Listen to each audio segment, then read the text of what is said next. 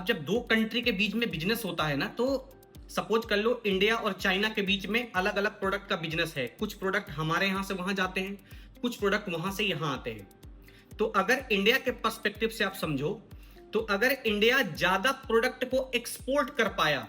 जितना वो इंपोर्ट किया है दूसरे कंट्री से उससे ज्यादा अगर एक्सपोर्ट कर पाया, तो उस टर्म को बोलते हैं ट्रेड सरप्लस। इसका मतलब ट्रेड सरप्लस का मतलब होता है एक्सपोर्ट ज्यादा है इंपोर्ट से,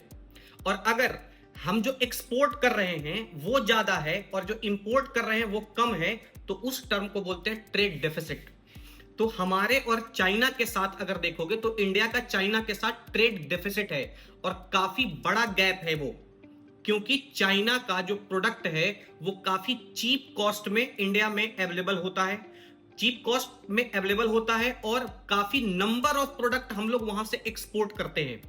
इसीलिए इंडिया का चाइना के साथ ट्रेड डेफिसिट है। But on the other hand अगर आप इंडिया का यूएसए के साथ ट्रेड देखो, तो हमारा यूएसए के साथ ट्रेड सरप्लस में चलता है। तो ये जो आप यूएसए और चाइना के बीच में ट्रेड वॉर और टैरिफ वॉर देख रहे हो ना, ये बेसिकली इसी चीज का यूएसए ये रीजन दे रहा है कि चूंकि यूएसए चाइना के साथ ट्रेड डेफिसिट में है और चाइना यूएसए के साथ ट्रेड सरप्लस में है, तो यूएसए का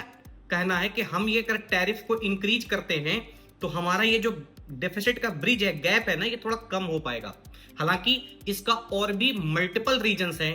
काफी डिफरेंट डिफरेंट एंगल है इस पे, बट आज के वीडियो में सिर्फ हम टैरिफ पे बात कर रहे हैं।